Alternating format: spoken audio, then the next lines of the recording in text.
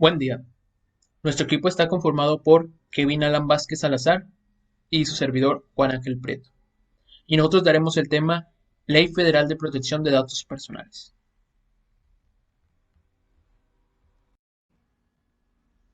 ¿En qué nos ayuda o nos beneficia esta ley? Pues bien, permite el tratamiento de datos personales por organizaciones y empresas en determinadas situaciones, pero siempre teniendo como objetivo preservar al usuario. Sin embargo, para eso es necesario que exista consentimiento o legítimo interés en el uso de los datos en cuestión. ¿Qué sujetos o qué autoridades regulan esta ley? Pues bien, cualquier autoridad, entidad, órgano y organismo de los poderes ejecutivo, legislativo y judicial. Asimismo, órganos autónomos, partidos políticos, fideicomisos y fondos públicos. Toda esta información se guarda en una base de datos. ¿Qué es una base de datos? El conjunto ordenado de datos personales referentes a una persona identificada o identificable. Un tema muy sensible e importante es el consentimiento para transmitir datos sensibles. ¿Por qué es muy importante este tema? Porque lo que se maneja en este tema es los datos de la persona. Y en este caso, para poder transmitirlos, el responsable deberá obtener el consentimiento expreso y por escrito del titular para su tratamiento. ¿Y cómo se obtendrá este permiso? A través de su firma autógrafa, firma electrónica o cualquier mecanismo de autentificación que al efecto se establezca. ¿Cuál es el procedimiento para tratar estos datos sensibles? Se tiene que justificar la creación de las mismas para finalidades legítimas, concretas y acorde con las actividades o fines explícitos que persigue el sujeto regulado.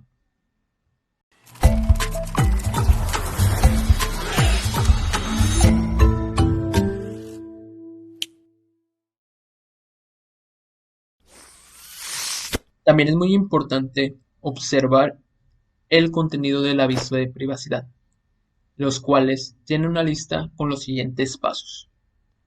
La identidad y domicilio del responsable que los recaba. Las finalidades del tratamiento de datos. Las opciones y medios que el responsable ofrezca a los titulares para limitar el uso o divulgación de los datos. Los medios para ejercer los derechos de acceso, rectificación, cancelación u oposición, de conformidad con lo dispuesto en esta ley. En su caso, las transferencias de datos que se efectúen. Por último, el procedimiento y medio por el cual el responsable comunicará a los titulares de cambio al aviso de privacidad, de conformidad con lo previsto en esta ley. Disposición del aviso de privacidad. El aviso de privacidad debe ser entregado a los titulares de los datos personales en el momento en que se recopilan sus datos, o, en su defecto, en un plazo no mayor a 5 días hábiles después de la recopilación. Puede ser entregado a través de formatos impresos, digitales, visuales, sonoros o cualquier otra tecnología. ¿Cuándo se debe dar a conocer el cambio de aviso de privacidad? Es importante que los sujetos obligados informen a los titulares de los datos personales sobre las razones de la modificación del aviso de privacidad y las implicaciones que éstas puedan tener para los titulares.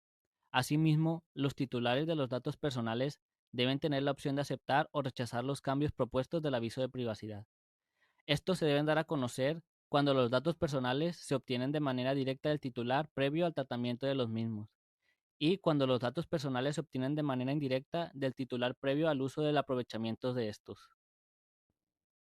Instituto de Protección de Datos Personales. Es el organismo público autónomo encargado de facilitar y garantizar el acceso a las personas a la información pública y al acceso y protección de datos personales. Promueve la cultura de la transparencia en la gestión pública y la rendición de cuentas del gobierno de la sociedad. Entre las funciones principales se encuentra supervisar el cumplimiento de la legislación en materia de protección de datos personales investigar y resolver denuncias y quejas relacionadas con el tratamiento de datos personales, emitir recomendaciones y directrices para garantizar el correcto manejo de datos personales y promover la concientización y educación en materia de protección de datos personales entre la población en general y las organizaciones.